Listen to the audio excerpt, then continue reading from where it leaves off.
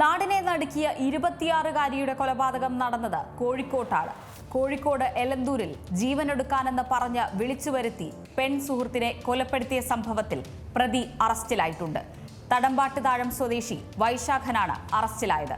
കഴിഞ്ഞ ശനിയാഴ്ച നടന്ന സംഭവത്തിൽ ദുരൂഹത സംശയിച്ചതിന് പിന്നാലെ നടത്തിയ അന്വേഷണത്തിൽ സംഭവം കൊലപാതകമെന്ന് തെളിയുകയായിരുന്നു. ഈ മാസം 24-ന് കോഴിക്കോട് മോരിക്കരയിലുള്ള ഐഡിയൽ ഇൻഡസ്ട്രീസിൽ യുവതിയെ ജീവനൊടുക്കിയ നിലയിൽ കണ്ടെത്തിയതാണ് സംഭവങ്ങളുടെ തുടക്കം. അവശനിലയിൽ കണ്ടെത്തിയ യുവതിയെ ആശുപത്രി എത്തിച്ച സംഭവത്തിൽ പോലീസ് അസ്വാഭാവിക മരണത്തിന് കേസെടുത്തു. കേസിൽ ദുരൂഹത തോന്നിയതോടെ എലത്തൂർ പോലീസ് നടത്തിയ തുടരന്വേഷണത്തിൽ മരണം കൊലപാതകമെന്ന് കണ്ടെത്തി.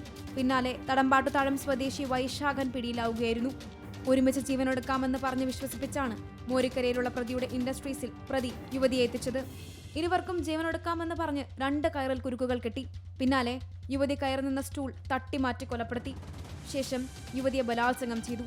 പിന്നാലെ പ്രതി വൈശാഖൻ തന്റെ ഭാര്യയെ ഫോണിൽ വിളിച്ചു വരുത്തി യുവതി ജീവനൊടുക്കിയതായി അറിയിച്ചു.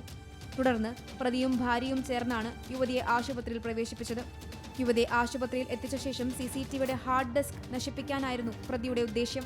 എന്നാൽ സംഭവത്തിന് പിന്നാലെ പോലീസ് ഇൻഡസ്ട്രി സീൽ ചെയ്തതിനാൽ പ്രതിക്ക് CCTV നശിപ്പിക്കുവാൻ സാധിച്ചില്ല. സംഭവം നടന്ന പ്രതി വൈശാഖന്റെ ഇൻഡസ്ട്രീസിൽ പോലീസ് നടത്തിയ പരിശോധനയിൽ യുവതിയുടെ ബാഗ് കണ്ടെത്തിയിരുന്നു. ഇതിൽ നിന്നും യുവതിയുടേത് സംശയിക്കുന്ന ഡയറി ലഭിച്ചു.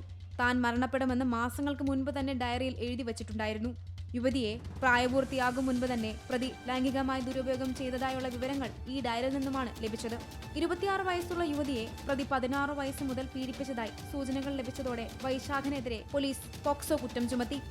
യുവതിയുമായുള്ള ബന്ധം ഭാര്യ അറിയുമെന്ന ഭയത്താലാണ് കൊലപാതകം നടത്തിയതെന്നാണ് പ്രതി പോലീസിന് നൽകിയ മൊഴി. Zee Malayalam news, Kozhikode.